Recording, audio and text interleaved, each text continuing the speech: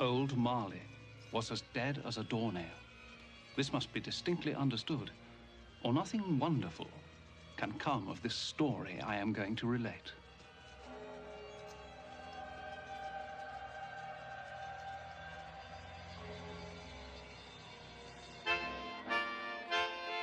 On Christmas night all Christians sing to hear the news the angels bring. On Christmas night all Christians sing to hear the news the angels bring.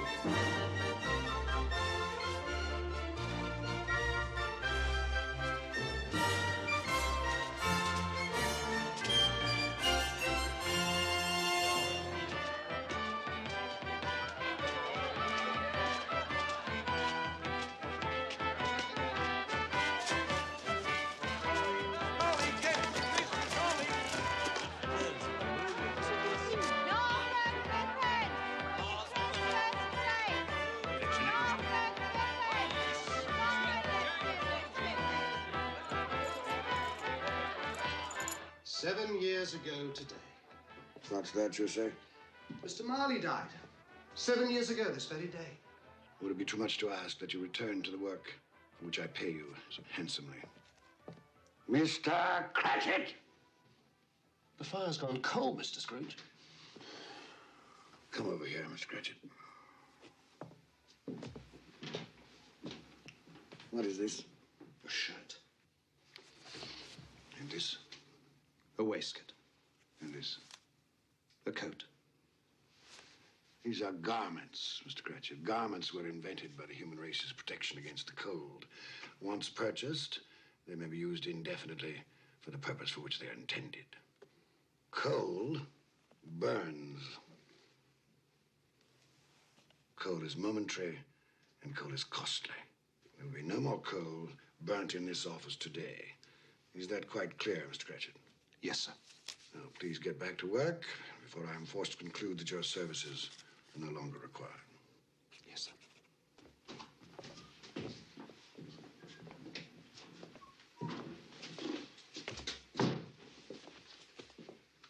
Merry Christmas, Bob Cratchit. And the same to you, Mr. Fred. Merry Christmas, Uncle. I said, Merry Christmas, Uncle. Humbug. Christmas a humbug, Uncle. Surely you don't mean that. I do. What's Christmas but a time for buying things for which you have no need, no money? Time for finding yourself a year older, not an hour richer. If I could work my will, every idiot who goes about with Merry Christmas on his lips should be boiled in his own pudding and buried with a stake of holly through his heart. Come now, Uncle. Neville, you keep Christmas in your way and let me keep it in mine. Keep it, but you don't keep it. Let me leave it alone, then. Much good it may do you, much good it has done you.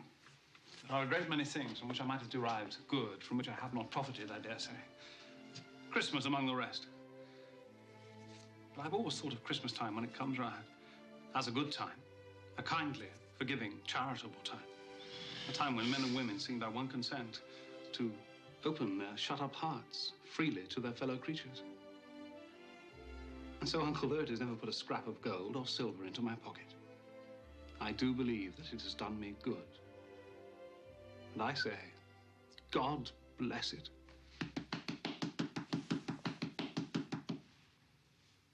Not a sound from you, and you'll keep your Christmas by losing your situation. You're quite a powerful speaker, sir. I wonder you don't go into Parliament. Please don't be angry, Uncle. Come, dine with us tomorrow. Dine with you? I'd see myself in hell first. It would be a great joy to me. And to my wife. Yes, your wife. I'm told she brought very little to the marriage. A poor girl, I understand. I love her. And she loves me. Love. Good afternoon, nephew. I want nothing from you. I ask nothing of you. Why can't we be friends? You are wasting my time. I'm sorry to find you so resolute. We've never had a quarrel, so far as I know. And so I shall keep my good humor. And wish you a Merry Christmas. Goodbye. And a Happy New Year. How's that fine family of yours, Bob Cratchit? Well, sir, all very well. Good. You'll give them my best wishes. Yes, sir, I shall. Thank you for remembering them. Goodbye, Cratchit. Goodbye, sir. And a Merry Christmas. Idiot. And he's made me late to boot. I'm off to the exchange. Don't lock up a moment early. No, sir.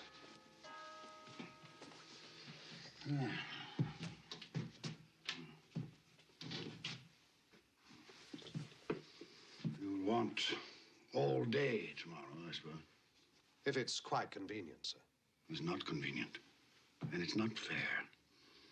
If I were to hold back half a crown from your pay for it, you'd think yourself ill-used, I'll be bound. But you don't think me ill-used when I pay a day's wages for no work. Christmas comes but once a year, sir. Poor excuse for picking a man's pocket every 25th of December. And I suppose you must have it. Be here all the earlier the next morning, Cratchit. Yes, sir, I shall. I certainly shall. Make sure. Yes, sir. And a Merry Christmas to you, Mr. Scrooge. Humbug. Ah.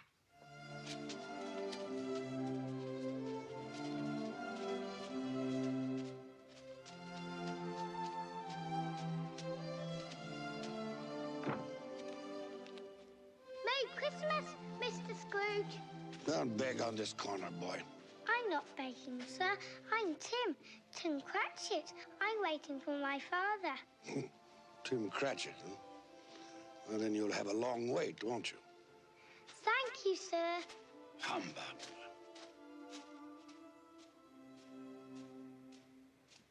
Our Saviour Christ and His Lady on Christmas Day, on Christmas Day. Our Saviour Christ and His Lady on Christmas Day in the morning. Clear the road. They with Out of the way. Let sail me the through. ships all free on Christmas Day, on Christmas Day. They with the sail the ships all free on Christmas Day in the morning. His reason week is landed shop and sorrow all His pay. He went to church but once a year, and that was Christmas Day. So grant us all a change of heart, rejoice for Mary's son. Pray peace on earth to all mankind, God bless us everyone. Pay 80 for January, pay 80 for January. Any open market? Any open market? Buying here, buying. Ah, Ebenezer, we were afraid you weren't coming. It's almost closing, sir. Well, I'm here, aren't I? I said you'd be here. Didn't I say Ebenezer Scrooge would be here? I knew you'd change your mind. Right, I have changed my mind. Oh, good, then you'll take our bit. The price has gone up. Gone up? But that's not possible. If you want my corn, gentlemen, you must meet my quote. Plus 5% for the delay. It's outrageous, Scrooge. You'll be left with a warehouse stuffed with corn. Well, that's my affair, isn't it? But if we pay your price, our bread will be dearer. The poor will suffer.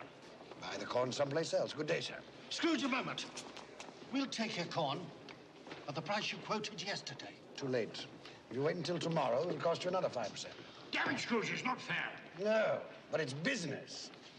I'll give you a moment to make up your minds.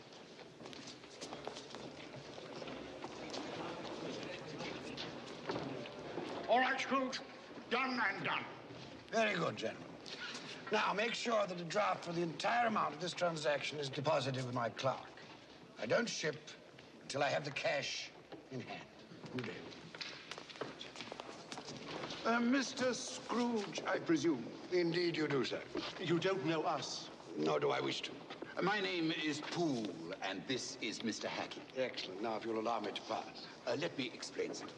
At this festive season of the year, it seems desirable that those of us with means should make some slight provision for the poor and destitute who suffer greatly at this time. Provision? Are you seeking money from me, then? Many thousands are in want of common necessaries. Hundreds of thousands are in want of common comforts. Are there no prisons? Plenty of prisons. The workhouses, they still in operation? They are. I wish I could say they were not. The treadmill, the poorhouses, still in full vigor? All very busy, sir. I was afraid from what you said that something had stopped them in full force. A few of us are endeavoring to raise a fund to buy the poor some meat and drink, and food and warmth. What can we put you down for, sir? Nothing. You wish to be anonymous? I wish to be left alone. Since you asked me what I wish, gentlemen, that is my answer. I don't make merry myself at Christmas, and I can't afford to make idle people merry. My taxes help to support the public institutions which I have mentioned, and they cost enough. Those who are badly off must go there. Many can't go there, and many would rather die. If they would rather die, perhaps they had better do so, and decrease the surplus population. Surely you don't mean that, sir. With all my heart. Now, if you will go about your business, gentlemen, and allow me to go about mine. Good day.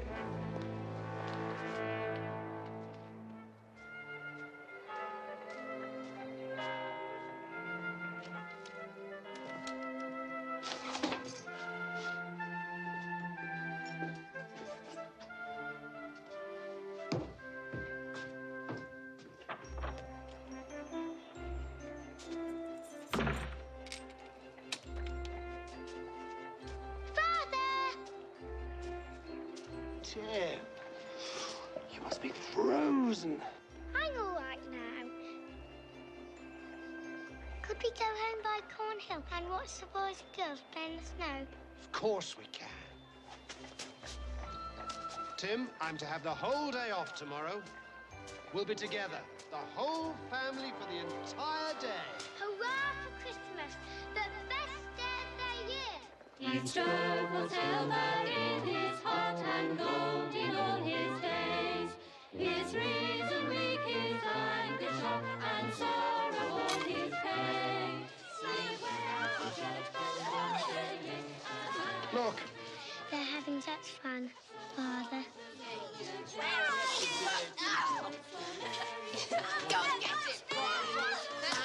You'll be there one day, playing with the other children. I'm quite sure I will. I feel I'm getting stronger every day.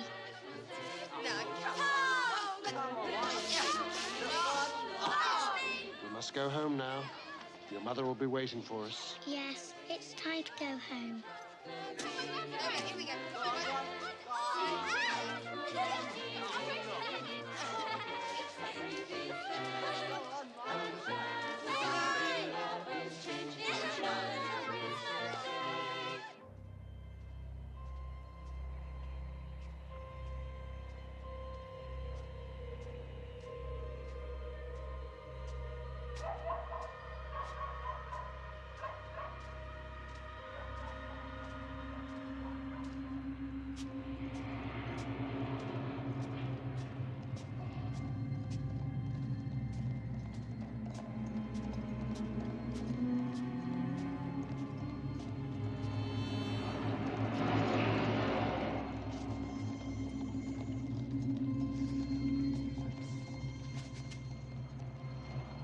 Calling me. Someone call my name.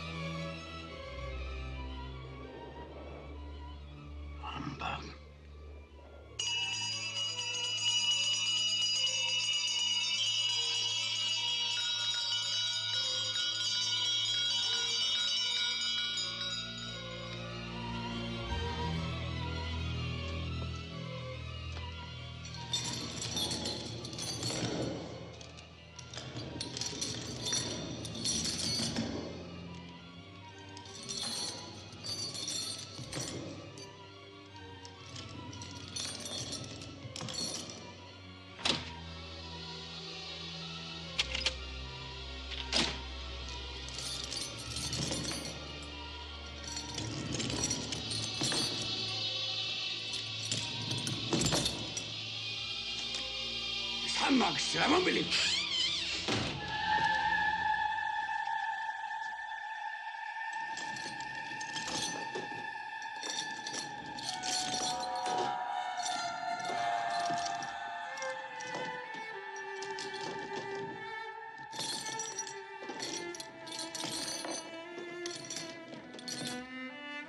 What do you want with me?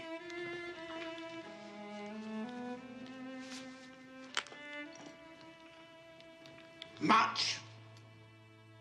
Who are you? Ask me who I was. You're particular for a ghost. Who are you, then? In life, I was your partner, Jacob Marley. Can you sit down? I can. Well, do it, then.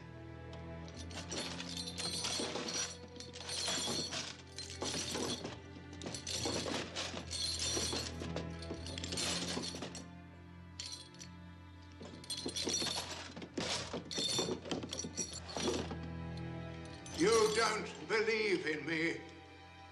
I don't. What evidence would you have of my reality beyond that of your own senses? I don't know. Why do you doubt your senses? Because a little thing affects them, a slight disorder of the stomach. It might be a bit of bad beef, a blot of mustard, a fragment of an underdone potato. There's more of gravy than of grave about you, whatever you are. Humbug, I tell you, humbug!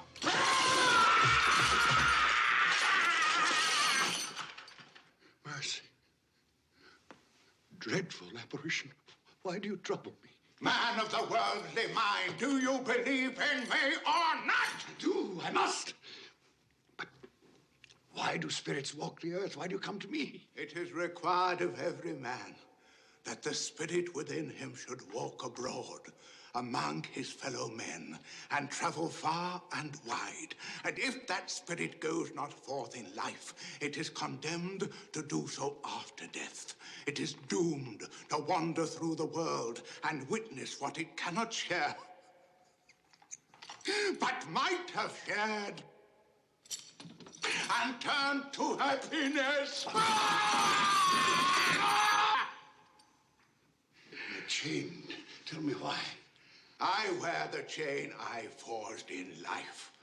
I made it link by link and yard by yard. Is its pattern strange to you? Or would you know the weight and length of the strong coil you bear yourself? It was as full, as heavy, and as long as this 7 Christmas Eves ago, you have labored on it since. It is a ponderous chain. I see no chain. Mine were invisible until the day of my death, as yours shall be.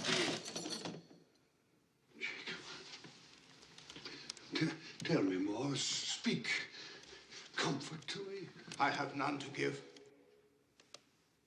My spirit never walked beyond our counting house. In life, my spirit never roved beyond the narrow limits of our money-changing hole. No doubt of that. You always were a good man of business. Business? Mankind was my business. The common welfare was my business. Charity, mercy, forbearance, and benevolence were all my business. The dealings of my trade were but a drop of water in the comprehensive ocean of my bitterness. I'm sorry for you, Jacob. Is there anything I can do for you? For me? Nay, it is too late. But I have come for your sake, Ebenezer. Have you? Well, you always were a good friend.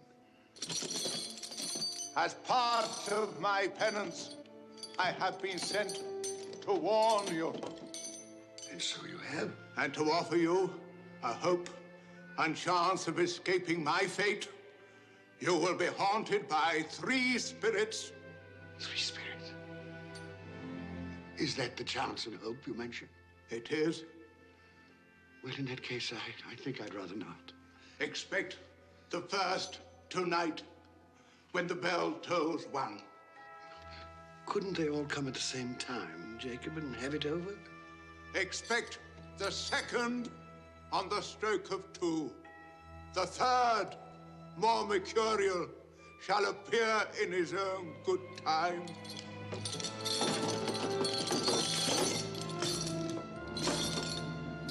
Look to me no more. Look, that you may remember what has passed between us.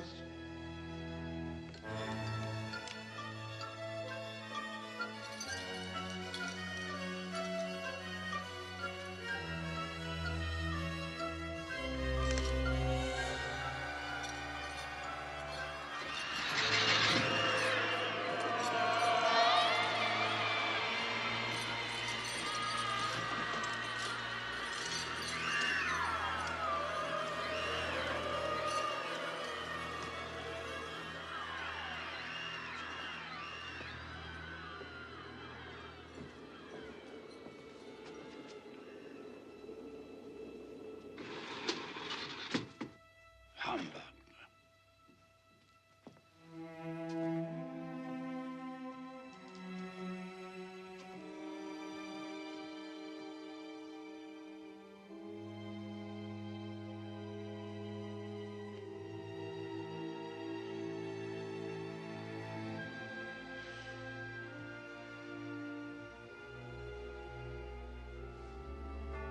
Something I ate.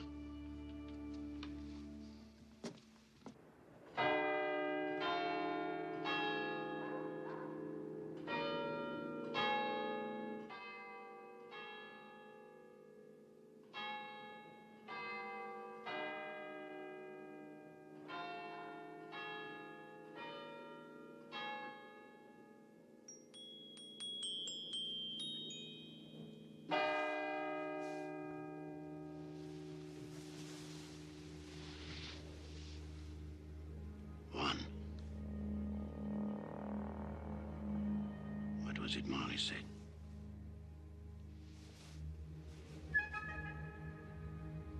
Nothing.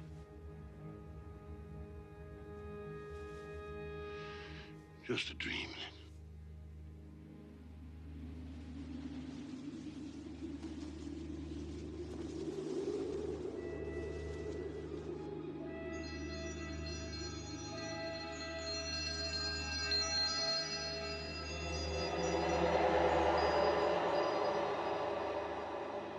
The spirit whose coming was foretold to me? I am. Who and what are you? I am the ghost of Christmas past. Long past? No, your past. Perhaps you would do me the favor of placing upon your head that cap which you hold in your hand. I bring the light of truth. Would you use this cap to put it out? I beg your pardon, I had no intention of offending. What business brings you here? It is for your welfare that I appear. I can think of no greater welfare than a night of uninterrupted sleep. Be careful, Ebenezer Scrooge. I speak of your reclamation. Well, if it's reclamation, then let's get on with it. Come.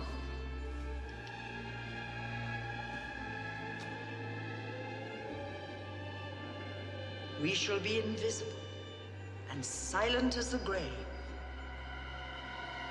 You will now see a child, a youth.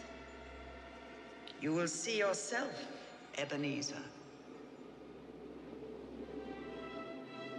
The air is so clean. How different from the city. Do you know where you are? Of course, I was bred here. I was a boy in this place. That's Daniel Costas. Robert Estes. Hello, Daniel.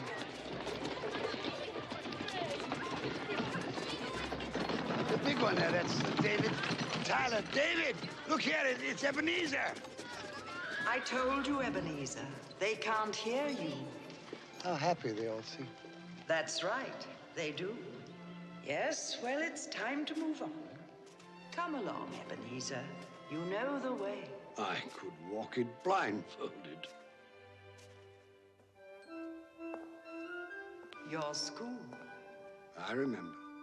And it's Christmas Day. There's a boy in there, neglected. The boy is deserted by his friends and his family. His mother is dead. His father holds him a grudge.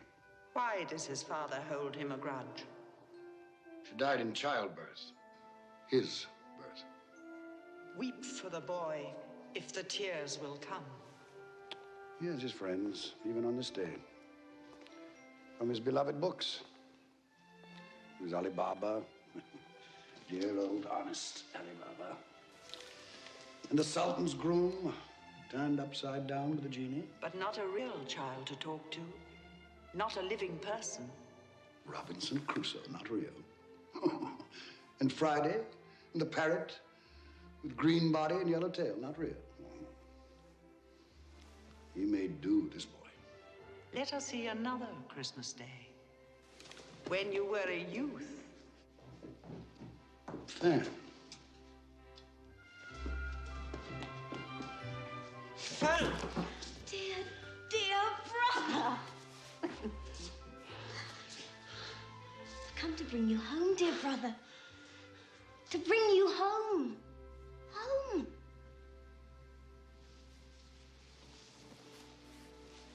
Home, little Fan. Yes. Home for good and all. Father's much kinder than he used to be. He spoke to me so gently one dear night that I was not afraid to ask once more if you might come home. And he said, yes, you should. And sent me in a coach to bring you.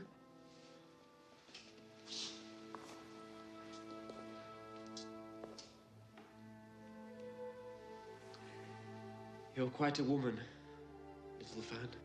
And you are to be a man now. And never come back here. Come along, we mustn't keep Father waiting.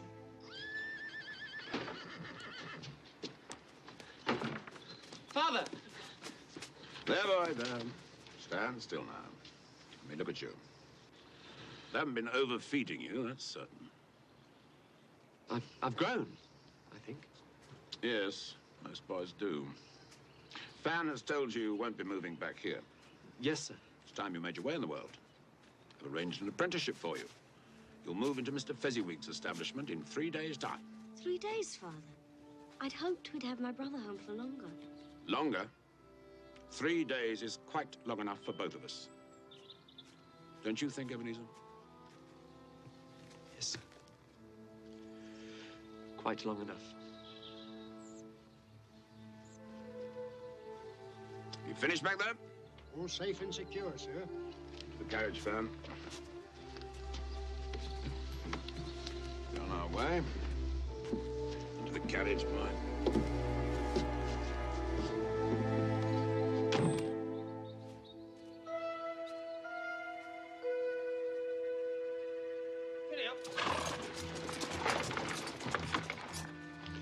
Fan pleaded for more time, but my father was a very stern man. Fan. She died a young woman. She had such a generous nature. Yes, too young. Old enough to bear a child. One son. Fred, your nephew. Fred Hollowell, yes. Who bears a strong resemblance to your sister. Does he? I never noticed. You never noticed? I'm beginning to think you've gone through life with your eyes closed. Open them. Open them wide.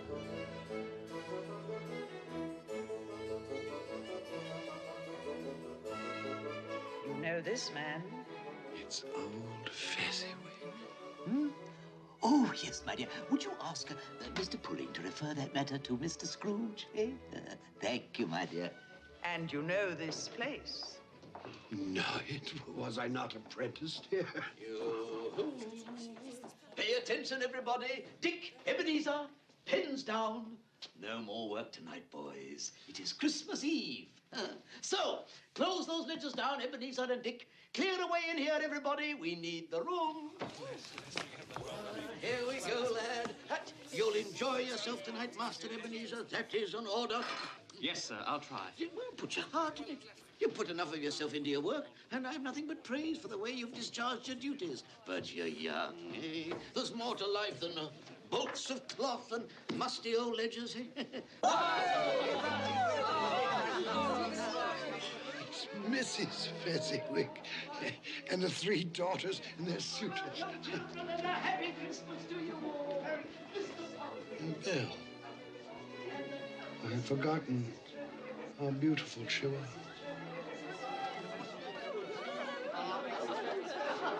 Hello, Belle. Hello. Would you like to dance? Yes.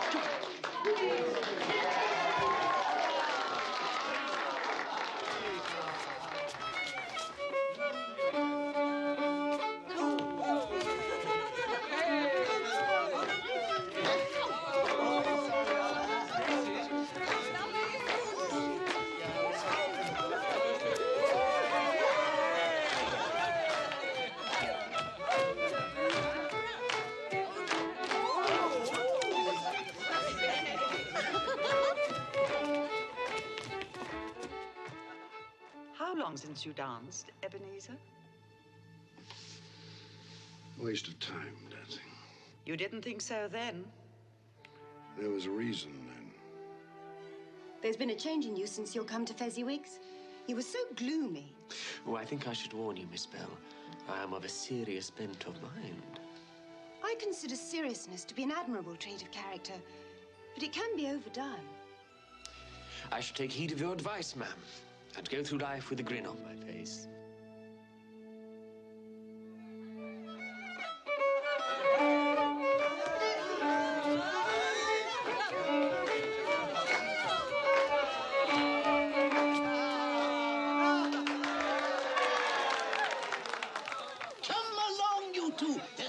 Sir Roger de Coverley. Time enough to sample the punch when you're old and fat like me, eh? Oh, I'd best partner my wife before that young scamp goes dancing off with her. Oh, what a difference it makes, Ebenezer, to travel the rough road of life with the right female to help bear the burden, eh? What a lucky man I am! Shall we join the others, Ebenezer? My pleasure, Miss Bell.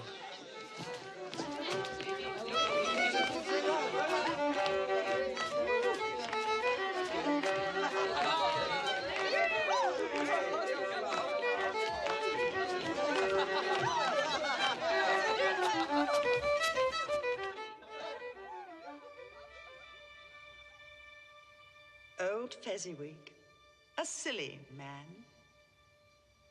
Silly? Why silly? What did he do, after all, to deserve the praises of those apprentices? Spent a few pounds, danced like a monkey, beamed a great smile. Well, the happiness he gave was quite as great as though it had cost £1,000. Just small things.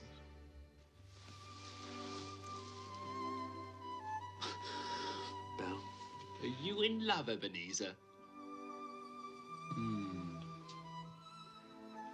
The thought had occurred to me. She's too good for you. One day, when I've made my fortune, then I'll deserve her. It was a night never to be forgotten. Never. But you did forget, often.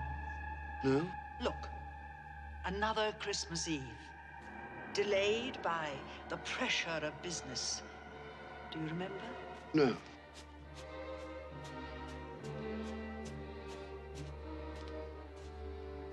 Hello, Belle. Now do you remember? Sorry I'm late. I thought you might not come.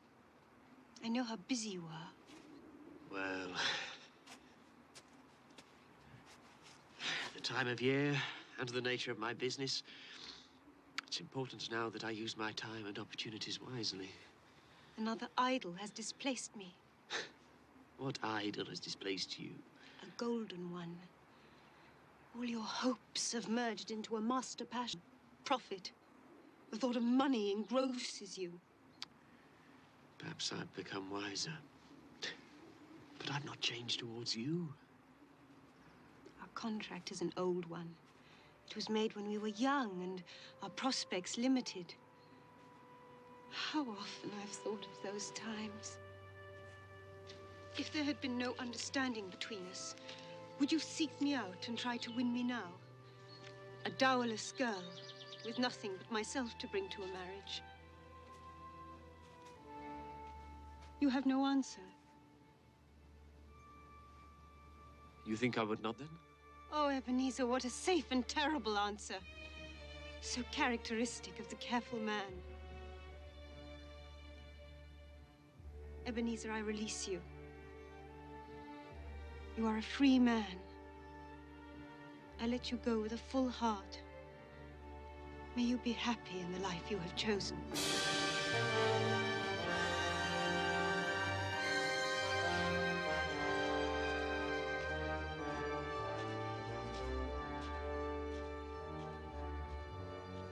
I almost went after her. Almost carries no weight, especially in matters of the heart. And you did have a heart, didn't you, Ebenezer? Why didn't you follow her? On his death, my father left me a small inheritance. Belle wished to be married, insisting that we could get along on very little. But I wanted something more for both of us. So I lent out that money, laid the foundations for financial success, which I have achieved, I may add. Congratulations. Well, thank you not to sneer. Spirit, show me no more. Conduct me home. You have explained what you gained. Now I will show you what you have lost. Belle. Yes, Belle. And those are her children. Oh, darling, he's wonderful, isn't he? Oh, Lord, what a brood.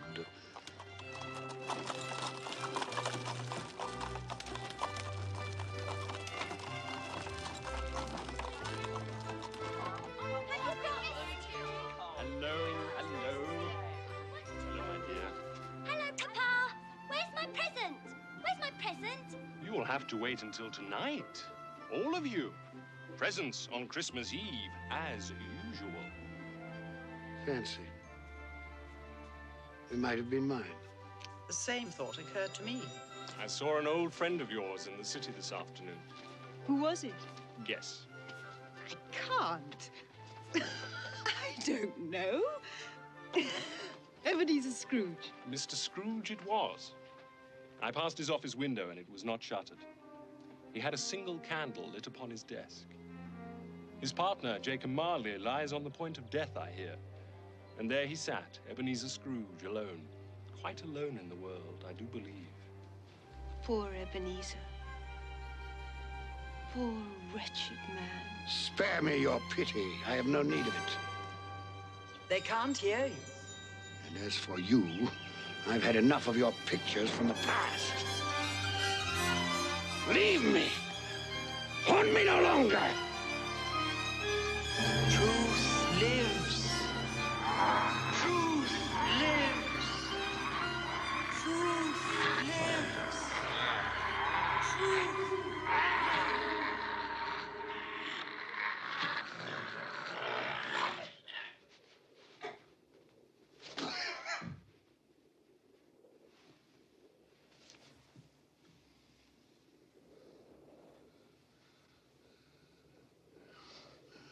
A nightmare.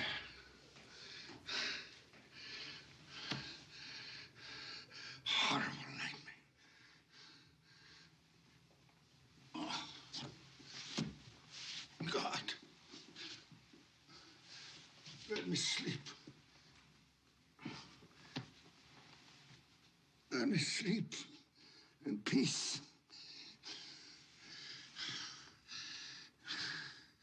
Peace.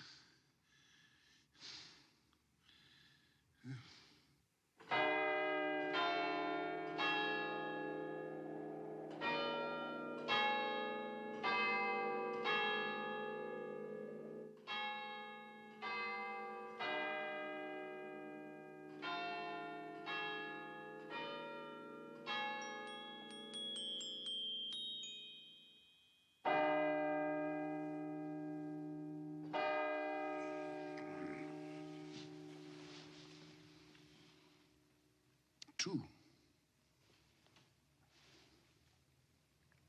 Well, Jacob Marley, where is this spirit of which you spoke so glibly? You did say at the stroke of two, didn't you, Jacob?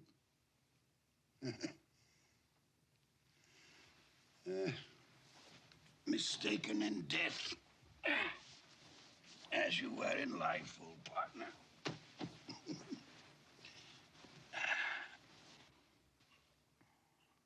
Ebenezer Scrooge! Ebenezer Scrooge!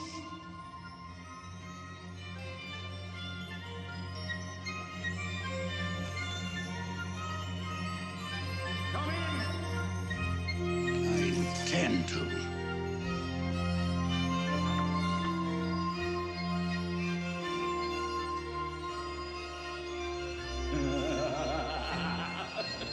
Come in and know me better, man.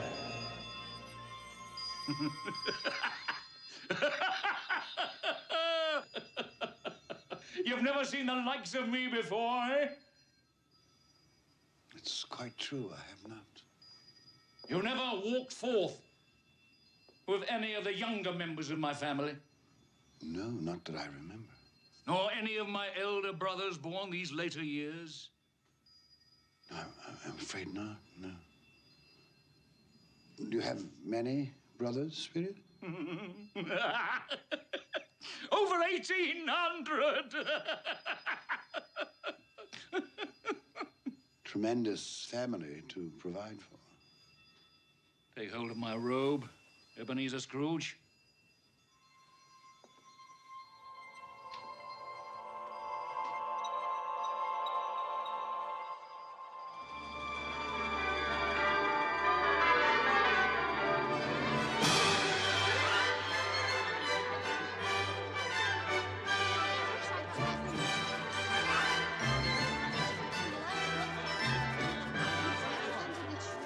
What day is it now?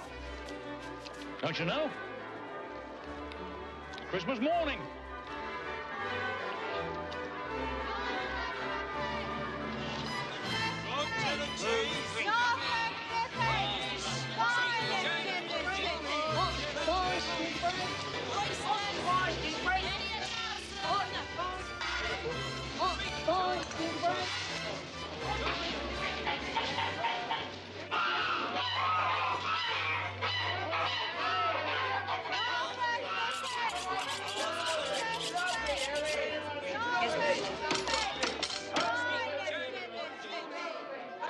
There's a lot of buying, isn't there? Oh, Ebenezer, is that all you can see? Follow me, and I'll show you to what good use these wares can be put. Is there some peculiar power which emanates from your torch? Oh, yes. There is.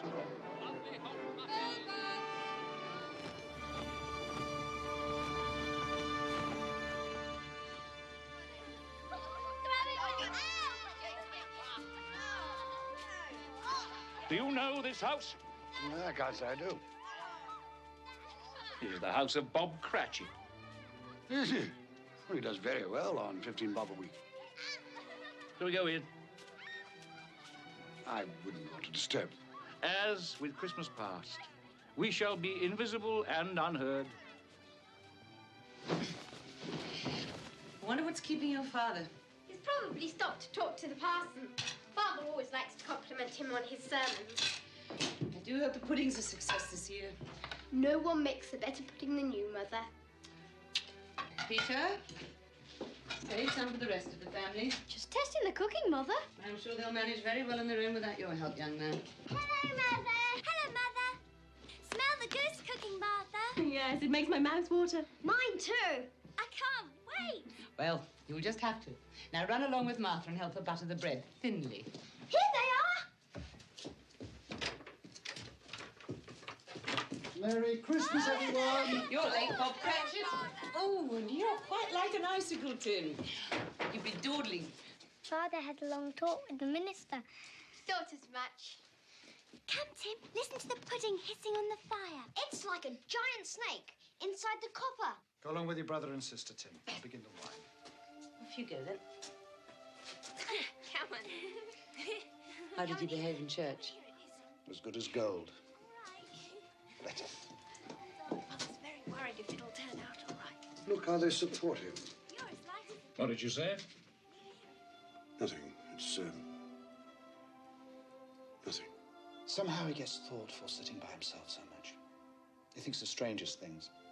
He told me coming home that he hoped that the people in church saw him because he was a cripple, and that it might be pleasant for them to remember on Christmas Day who it was that made lame beggars walk and blind men see.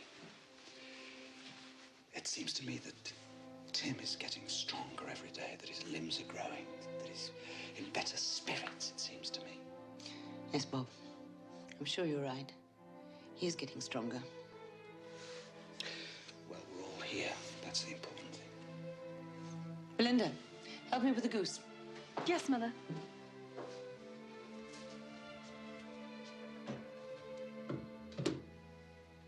Peter, I have some good news for you. I met by chance this morning at church a fine gentleman, Fred Hollywell by name.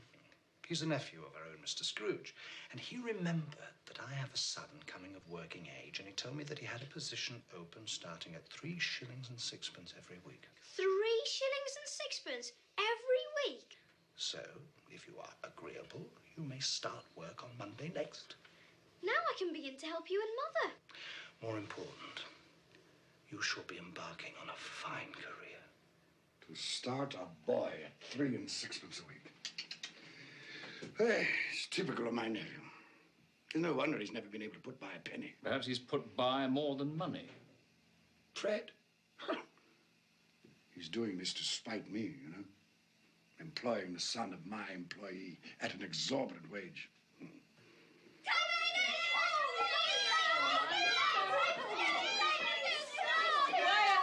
Quiet, children, quiet. Wonderful goose. Enough for an army. So brown and crisp. Mother, you've outdone yourself. Is it all right, then? Hurry, Father, cut the goose. I can't wait. Haven't we forgotten something? Lord, we thank you for the bounty you have placed before us. We thank you for this day of love and joy. We thank you for allowing us to be together, to share with each other and with you the fullness of our hearts on this special day. Amen. Amen. Amen. Amen. What? You say something? No. Oh, I thought I heard you. No, I said nothing.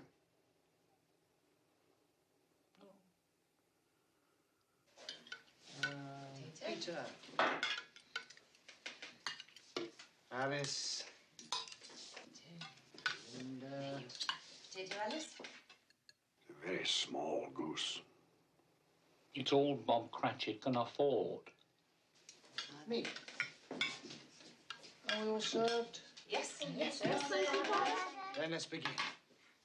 And a Merry Christmas to us all. A Merry Christmas to us all. And God bless us, everyone.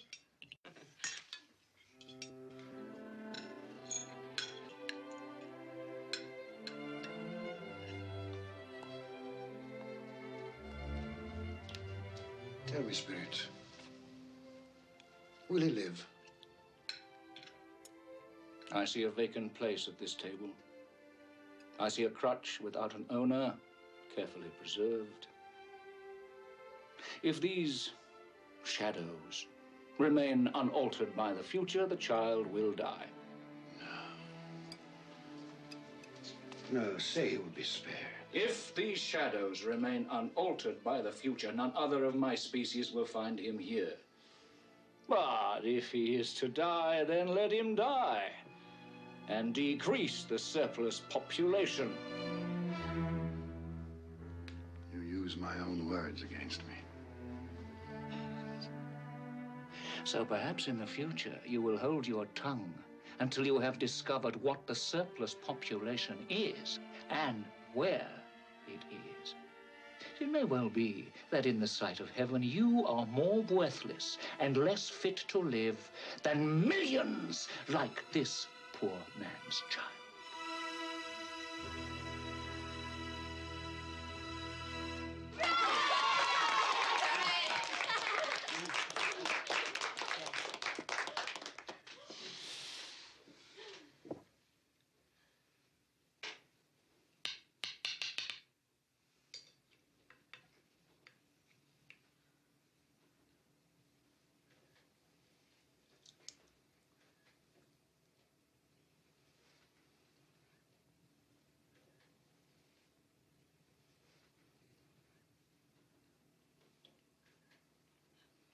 triumph, my dear. Another triumph. I told you so, Mother. Well, it's a success. What a relief for Mrs. Cratchit. Now their feast is over. Not quite. Just one more ceremonious moment. Look.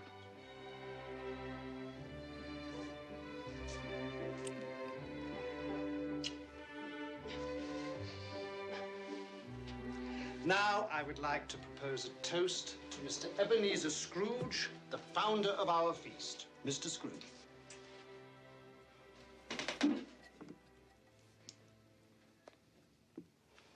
The founder of our feast, indeed. I wish I had him here. I'd give him a piece of my mind to feast upon, and hope he had a good appetite for it. My dear, the children, it's Christmas Day. It should be Christmas Day, when one would drink the health of such a stingy, odious, mean, hard, unfeeling man as Mr. Ebenezer Scrooge. My dear, have some charity.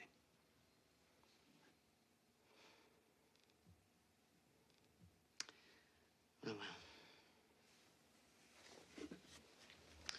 I'll drink his health, for your sake, and the day's sake, but not for his.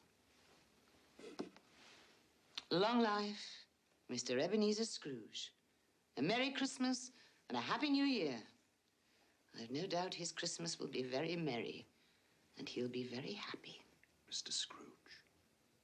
Mr. Scrooge. Mr. Scrooge. Mr. Scrooge. Mr. Scrooge. Mr. Scrooge.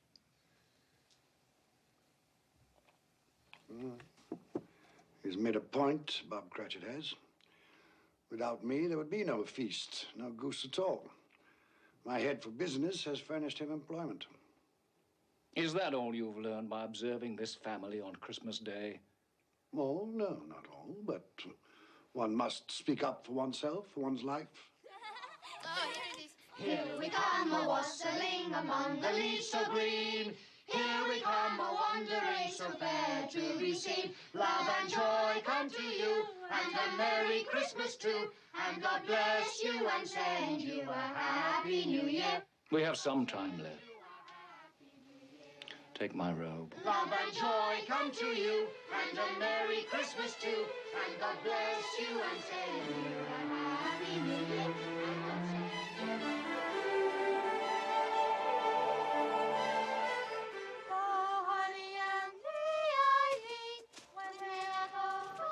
Where are we now? Just a street.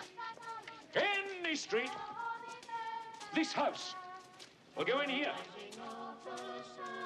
Think it might amuse you. I'm in no mood to be amused.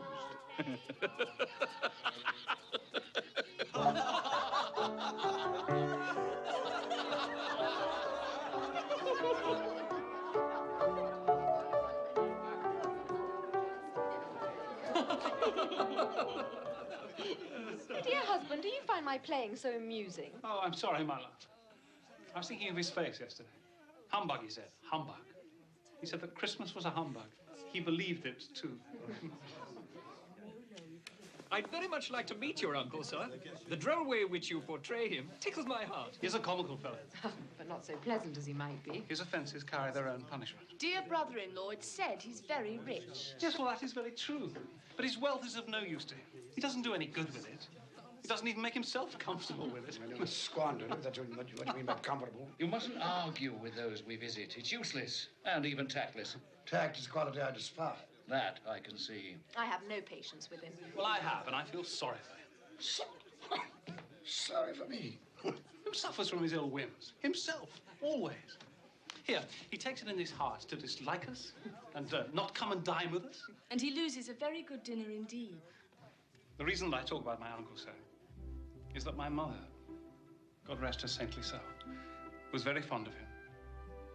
She loved him. It's true. Fan loved me, and I her. Dear Fan. I wish she were alive today. Fred looks very like her. Yes, I've been reminded of that just recently. I was only going to say that the consequences of his taking a dislike to us and not making merry with us is that he loses some pleasant moments, which could do him no harm. And I mean to give him the same chance every year, whether he likes it or not. And every year he'll say, Christmas. Bah! Come, my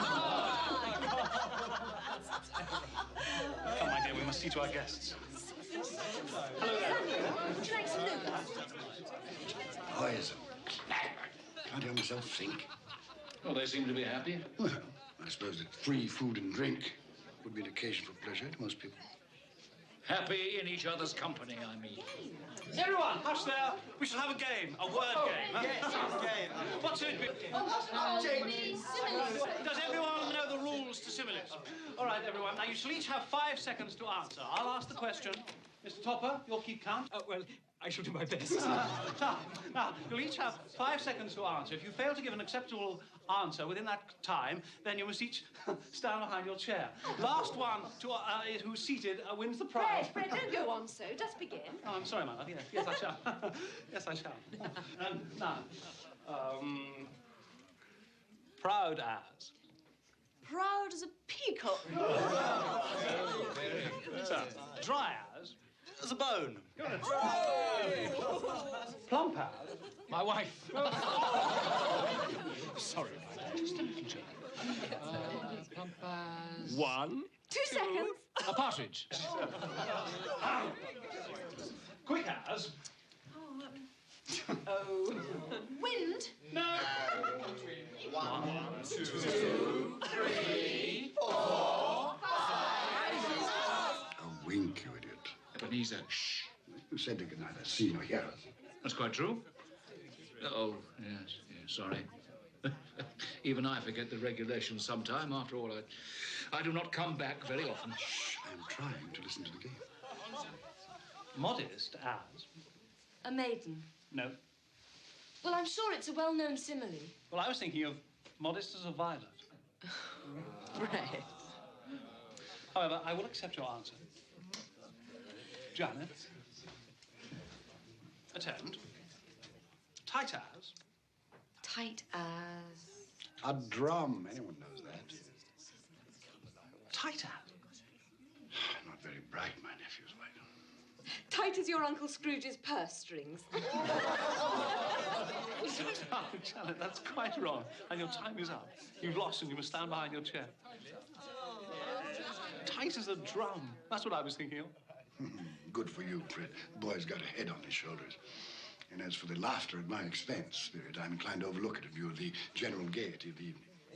It is now time to leave this pleasant scene. We have one more visit to make before my time is done. Take hold of my robe. Sly as. A fox. Yes. Red as. Red as a rose. Yeah. Silent as. The night. No. A mouse. Not at all. No, I know. The grave. Where are we now? I'm sure I don't know this place. The name would mean nothing to you. It's a place, like many in this world.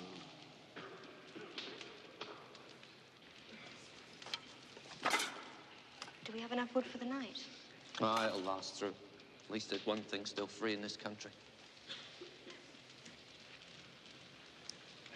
Mary, Peter, they're cooked.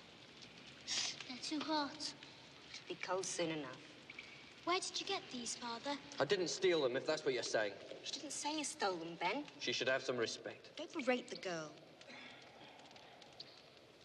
They fell from a cart into the road. Your father's not a thief, girl. Not yet.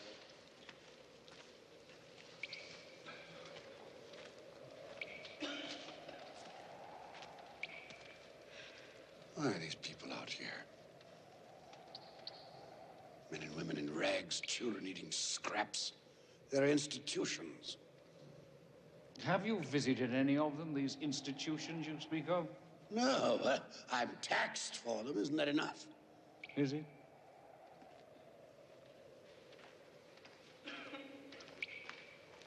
Ben, come back to the fire. Look at these hands, Meg. They're hard hands. They've done hard work. I want to work. I want to have bread for my children. It's not right that there's no work. We're together, Ben. That's the important thing. I love you, Meg. I love the children. Tomorrow, take the children and go to the parish poorhouse. No. No. I'd rather we all drowned in the river than go to one of those places and be separated forever. Until I get work. No. Ben, we're a family. We stay together. Come. Come back to the fire. Come.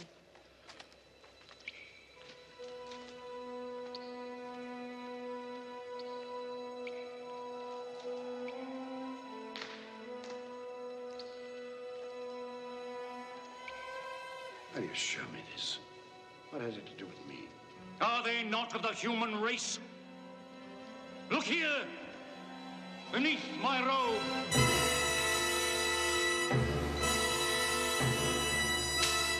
Look upon these.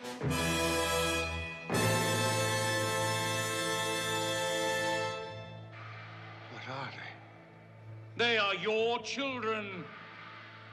They are the children of all who walk the earth unseeing. Their names are ignorance and want. Beware of them. For upon their brow is written the word doom. They spell the downfall of you and all who deny their existence. Have they no refuge, no resource? Are there no workhouses? Are there no prisons?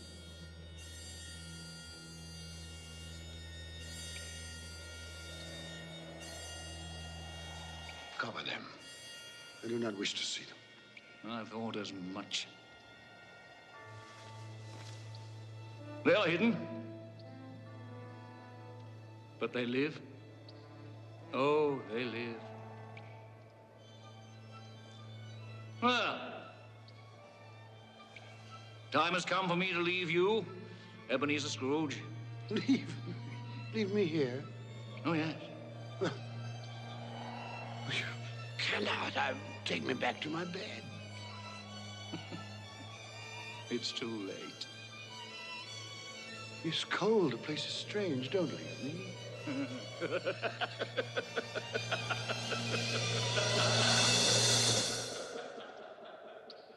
Spirit, come back. I wish to talk.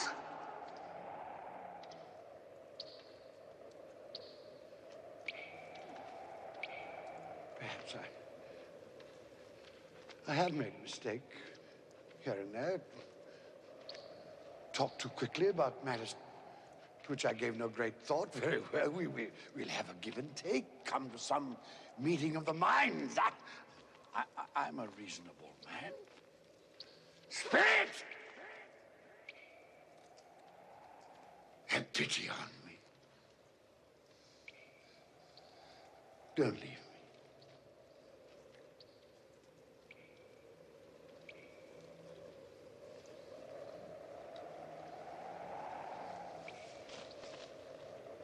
What have I done to be abandoned like this? What?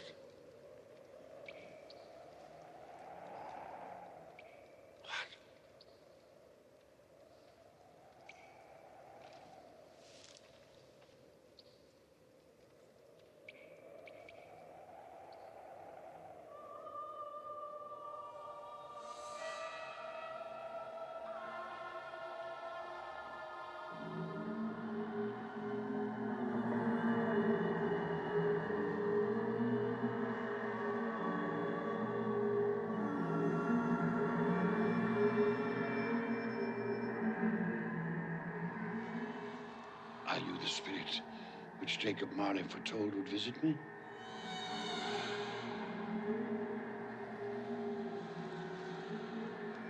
And I am in the presence of the ghost of Christmas yet to come, am I not?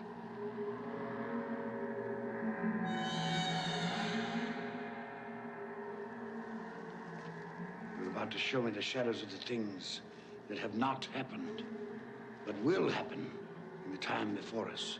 Is that so? I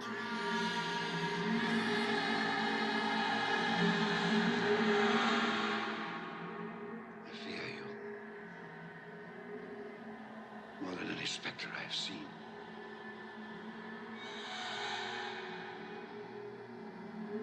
I am prepared to bear your company. Will you not speak to me? Very well. Lead on. Night is waning fast. Time is precious to me.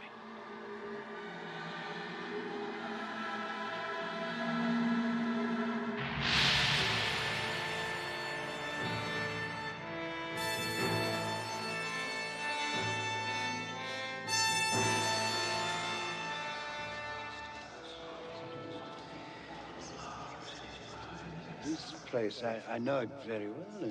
The exchange, it's like a second home to me.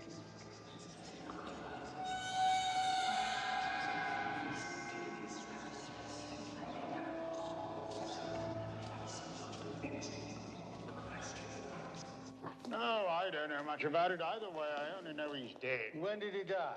Last night, I believe. What happened to his money? Left it to his company, perhaps? Who else did he have? It'll likely be a very small funeral, supposing we volunteered and form a party. I'll go if lunch is provided, but I insist on being fed for the time I'll waste. Have these men no respect for the dead? I should go, I suppose. After all, we did considerable business together. Well, I must go and find the price of corn. Goodbye. How was I privy to that conversation? What purpose could it have for me?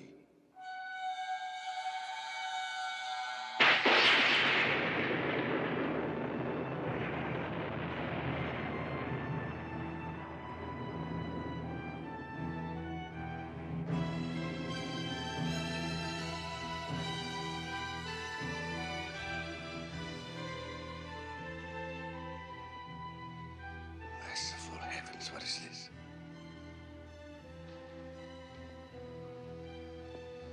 Spirit, this is a fearful place. I wish to leave it.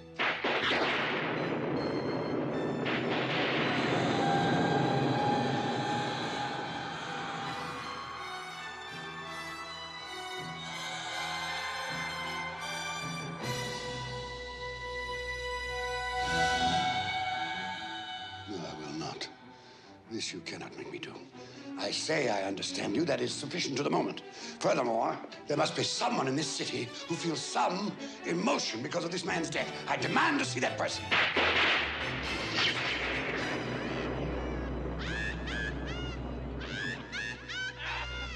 This is a most foul part of town. We must have made a mistake, taken a wrong turn.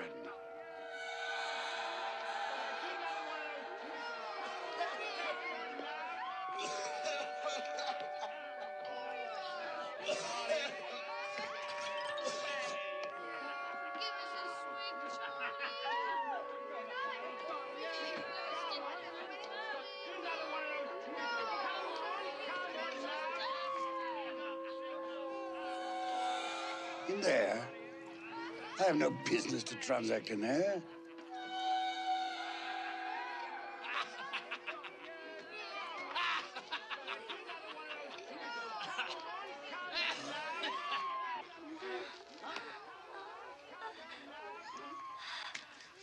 Well, open it up, Mrs. Dilber. Am I to pay you for goods I haven't seen?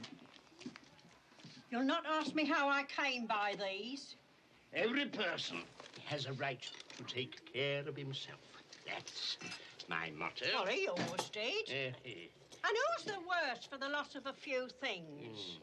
Not a dead man, I suppose. No, indeed. I mean, if he'd wanted to keep him after he was dead, the wicked old screw, why wasn't he more natural in his lifetime? If he had been, he'd have had someone to look after him when he was struck with death. Instead of lying there, gasping out his last, alone, by himself.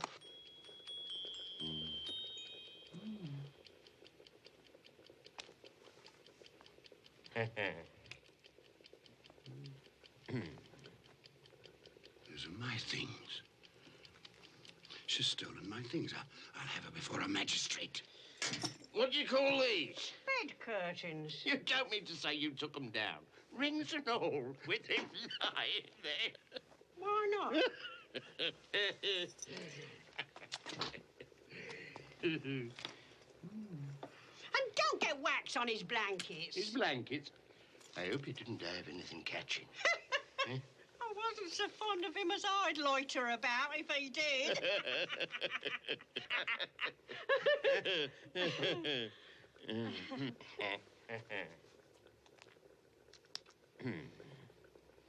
Well, what's your offer then? 4, 4, 6, 5, 3, 6, 2, 4. Those are not my things. Yes, they are similar, but the person she speaks of, that could not be me. A similarity, perhaps, but... £1.5 3. Not a penny more if I was to be boiled for it. You're hardened, Joe, and no mistake. I'm always kind to the ladies. That's the way I ruin myself. Spirit, what perversity is this? I asked to see some emotion in connection with this man's death. You show me only greed and avarice. Let me see some tenderness, some depth of feeling.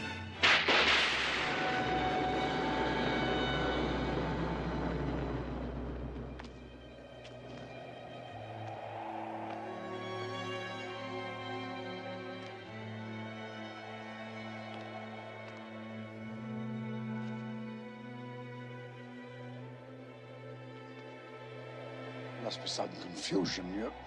Your fellow spirit brought me here earlier. Very well. You're devilish hard to have a conversation with. Suffer the little children to come unto me, and forbid them not, for such is the kingdom of God. Verily I say unto you, whosoever shall not receive the kingdom of God as a little child, he shall not enter therein. This color hurts my eyes.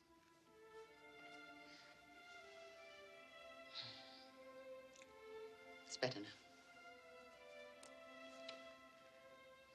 This work makes my eyes red. And I wouldn't show red eyes to your father when he comes home. Not for the world. It must be nearly his time. Past it, rather. I think he walks slower than he used to these last few evenings, Mother. Yet I've seen him walk home with Tiny Tim on his shoulders very fast indeed. And so have I. And so have I. And so have I. But he was very light to carry. And your father loved him so that there was no trouble. No trouble. There is your father now. Hello, Father.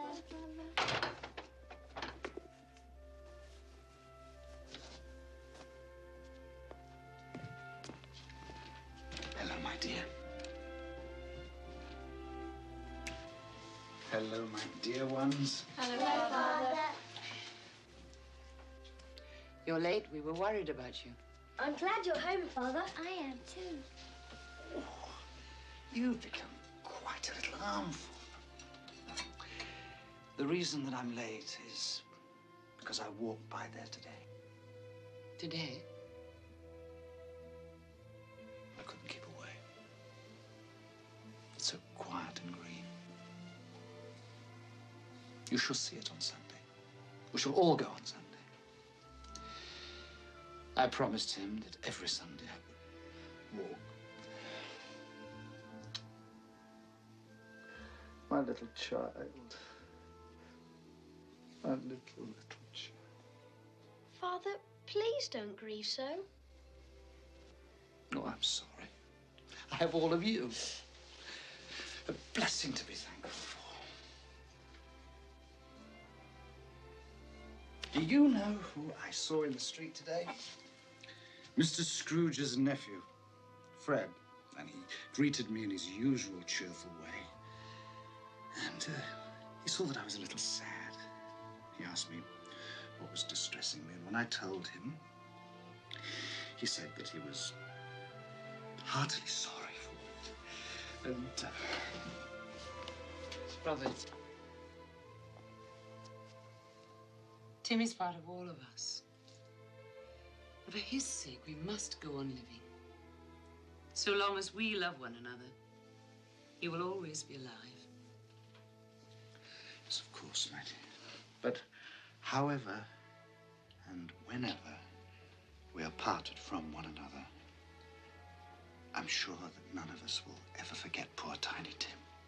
No, never, never, never. And when we recollect how patient he was and how mild, although he was but a little child, I'm sure that we will not easily quarrel among ourselves. I am a happy man. I am a truly happy man. I asked for tenderness and depth of feeling, and you've shown me that. Nothing more I need see. Take me home.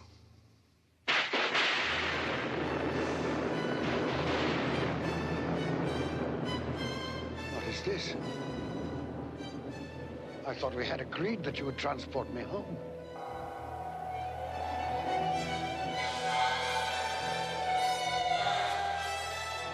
Inspector, something informs me that the moment of our parting is at hand. I know it, but I know not how.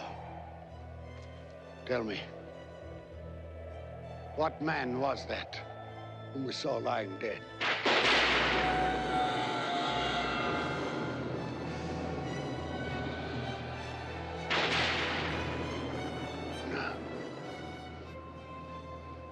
No, before I draw near to that stone, answer me this. Are the things you have shown me the shadows of the things that will be? Or are they the shadows of the things that may be only?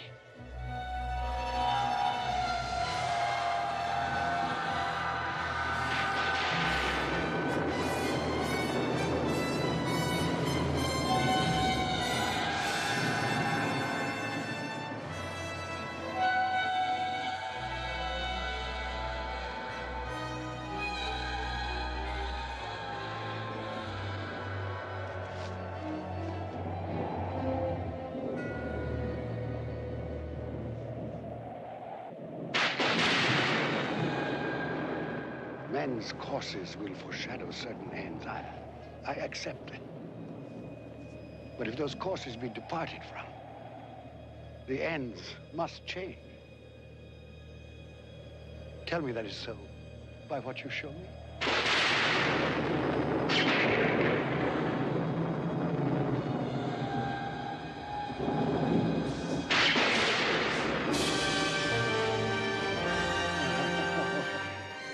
Dear me, I am not the man I was.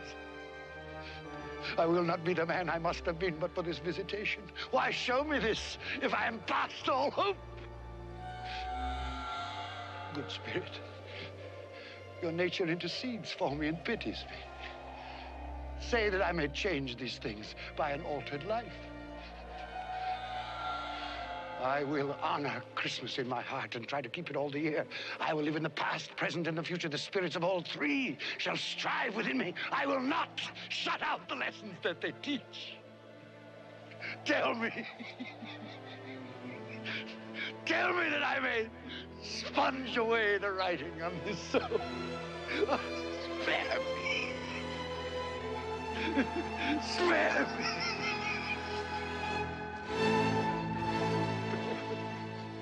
Spare me.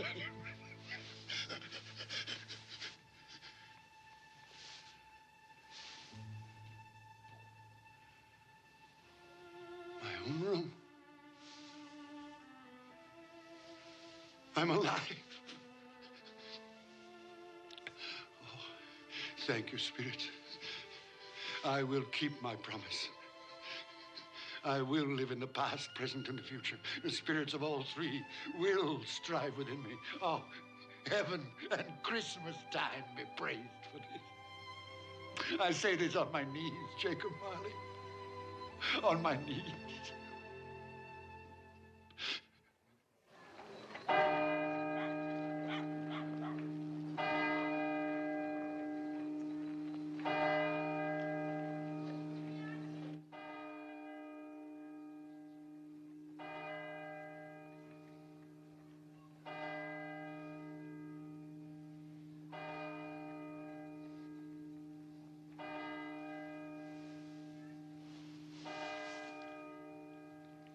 9 o'clock. And daylight.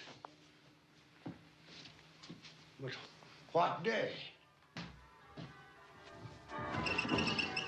Hello, you there, boy. Me, sir? Yes, you, my good fellow. What day is today? Today? Why, it's Christmas Day, of course. Christmas Day. I haven't missed it. The spirits did it all in one night. Well, they can do anything they like. Of course they can. Hello, my fine fellow. Hello! Do you know the poulterers in the next street but one, on the corner? I should hope I did. Intelligent boy, remarkable boy. Do you know if they've sold the prize turkey that was hanging there? What, the one as big as me? Delightful boy. Pleasure talking to you. Yes, the one as big as you. It's hanging there now. Well, go and buy it. Yes, go and buy it and bring them round so that I may tell them where to deliver it. Come back with the man, I'll give you a shilling. Come back in less than 5 minutes, I'll give you half a crown.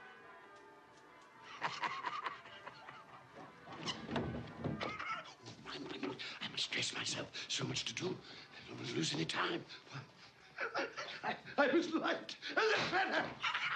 I'm as happy as an angel. I'm as merry as a schoolboy. I'm as giddy as a drunken man. Merry Christmas to everybody, and a Happy New Year to the world!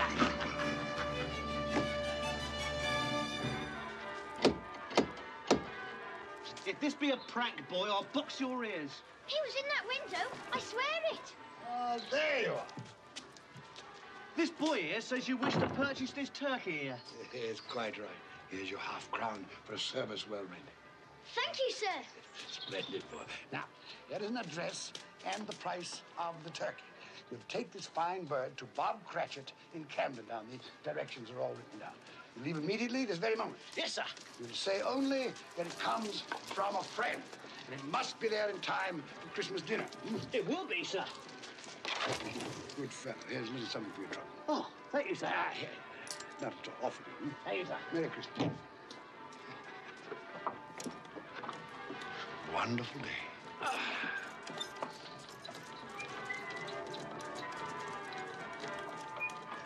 So grant us all a change of heart. Good morning. Merry Christmas to you. Like angels. Yes, exactly. You sing excellently well here. Thank you. It is I who thank you for that glorious music on this glorious Christmas day.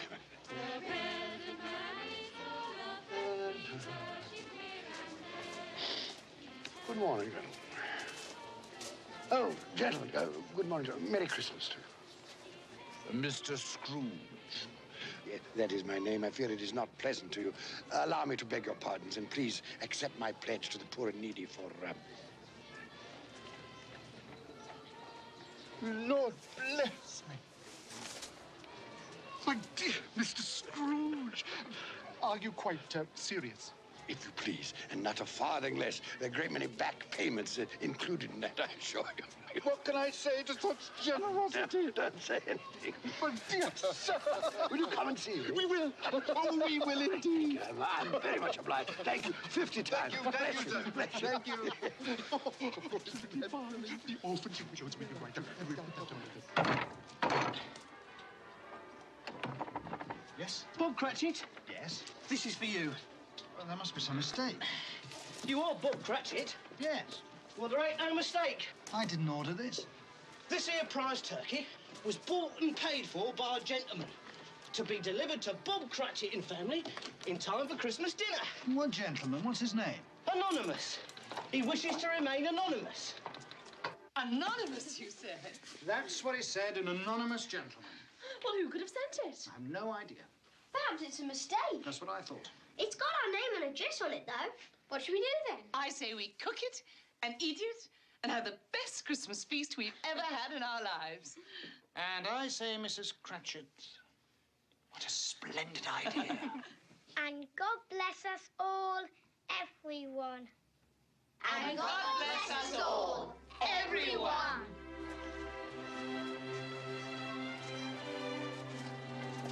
Merry Christmas, Merry sir. Christmas. Merry Christmas.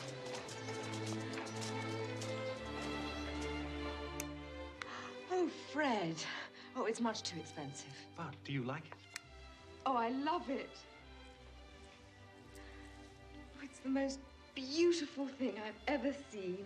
Well, then, it belongs upon your wrist, my darling. Merry Christmas. Oh, Fred, I do love you. Oh, and not just for this. I know. I know.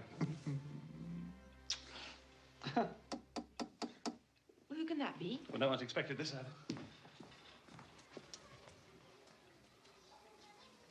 My God. It's Uncle Ebenezer. Your uncle? What in the world would he want? Open the door, Mary. I'm sure I don't know.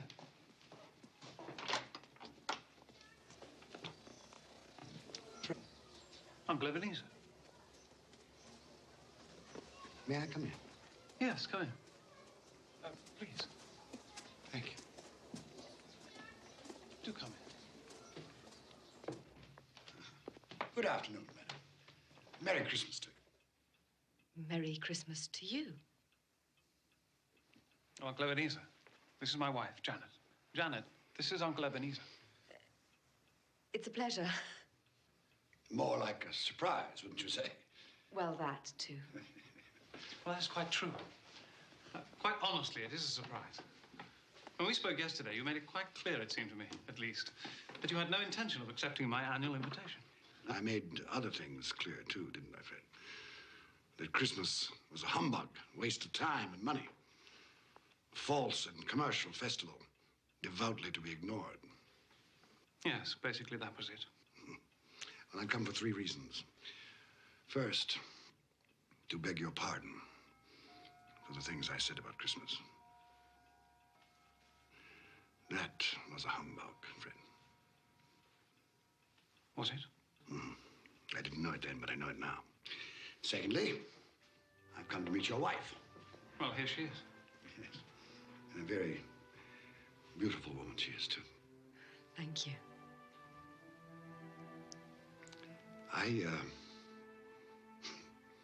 I was in love once. Would you believe that? Yes. That I possess neither the courage nor the optimism, perhaps the depth of feeling that you two have. Thirdly, if the invitation to dine with you today is still in force, I accept. Of course it's still in force. Hurrah! I was sure that one day. You were sure, were you? Well, apparently you were right.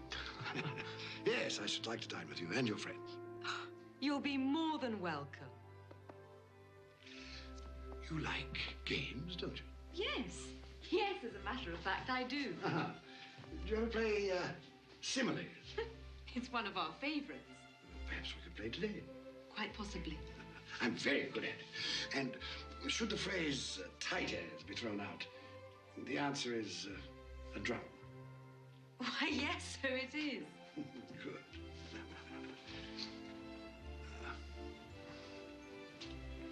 Forgive me for saying this, but I see the shadow of my sister in your face. I loved your mother, Fred. For a time there, I forgot just how much I loved her. Perhaps I chose to forget. Well, now, if it isn't too much trouble, I should like to sample some of that punch for which you're so famous. Of course. You've made us both very happy, Uncle Ebenezer. Have I? Yes. God forgive me for the time I've wasted.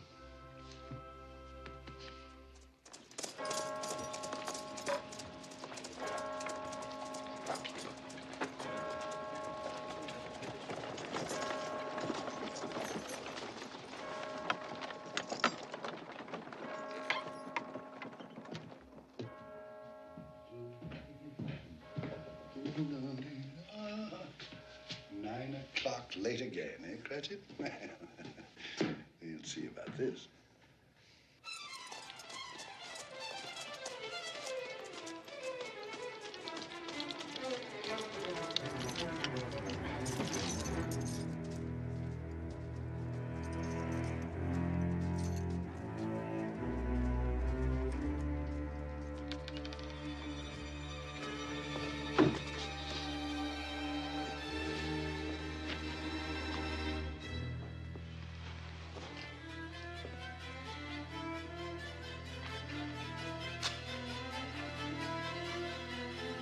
Mr. Cratchit!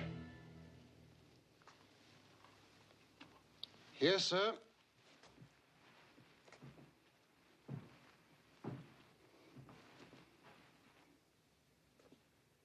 Do you know what time it is? Yes, sir. What time is it? 18 minutes past the hour, sir. 18 and a half minutes past the hour. What do you mean, coming here this time of day? I'm sorry, sir. I am behind my time. Yes, I think you are. Step this way, sir, if you will, please. It's only once a year, sir. It shall not be repeated. I was making rather merry yesterday. Well, I'll tell you, my friend, I'm not going to stand for this any longer. Therefore, I am going to double your salary. Double my salary, sir? Yes, Bob.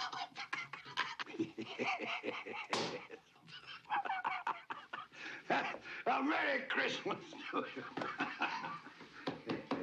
I'll double your salary for a start, and I'll endeavor to assist your family in any way I can. And Tim will walk again and grow stronger and stronger upon my life, he will. Well, we'll discuss the particulars this afternoon over a Christmas bowl. Well, what's the matter with you? Nothing, sir. Well, it's just that... Nothing. Thank you, sir. My good fellow, make up the fire before we freeze to death. Buy some more coal before you dot another I, Bob Cratchit. Yes, sir.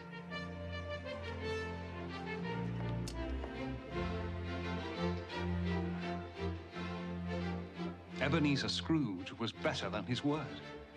He became as good a friend, as good a master, as good a man as the old city knew. And to Tiny Tim, who did not die, he was a second father.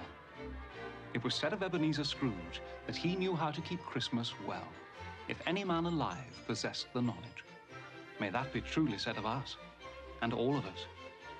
And so, as Tiny Tim observed, God bless us, every one.